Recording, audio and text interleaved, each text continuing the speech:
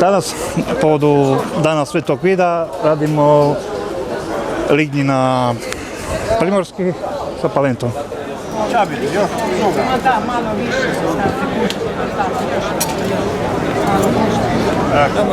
Danas je dan grada Rijeke i PIK je povodom dana grada Rijeke napravio štrudle za naše građanje od trešanja.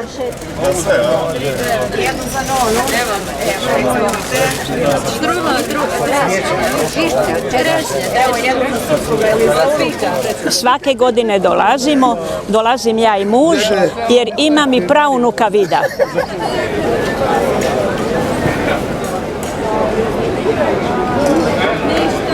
Pa evo, jako mi je drago da nakon 2 pandemijske godine smo ponovo na Korzu i da možemo svi skupa zajedno sa sugrađanima proslaviti Dan grada, Dan našega zaštitnika Svetoga Vida i nadam se da će to tako biti i u godinama koje slijede.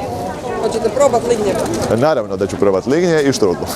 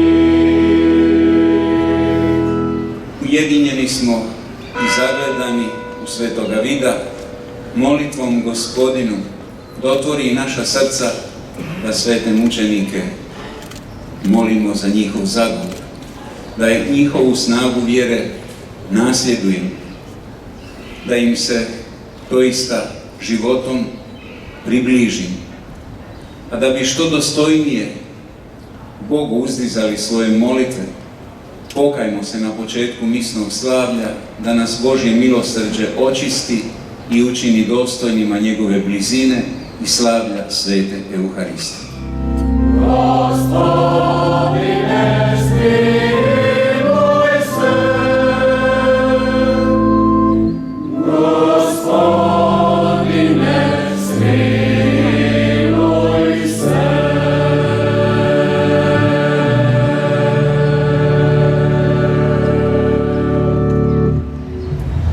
Pred 2 mjeseca kada je bil Tito tu na rivi, kad je bila štafeta, ja sam mu ju uručila.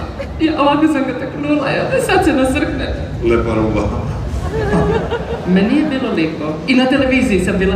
Ja? Ja! Če nisi vidjeli? Nimam televizije. Ali, to sam vidjela na novinah, bilo ono more ljudi i onda jedna malo onako jedan, ovako, to si bila ti! Ja, baš sam bila ponosna. Bože, ja baš je za biti, ja. Meni je. Pa ja. Pa ja ti volim, čar, Beatlesi. Kje voli Beatlesi? Beatlesi normalno. Ima zadnje vreme Dean Martin. On mi je romantičan, da. Dean Martin. Kako se preziva? Martin. To sam razumijem. Dean Martin Čad. Ti imaš problema s prezimenima, vidim. Dean Martin, Dean, moj ime je Martin, moj prezime, nisam nisi čul za njega. Ti ma ne govoriš da imam ja problema. Pa ti imaš problema s prezimeni. Dean Martin, De Piccolo zvane, pa tebe se zmešamo, nema ne.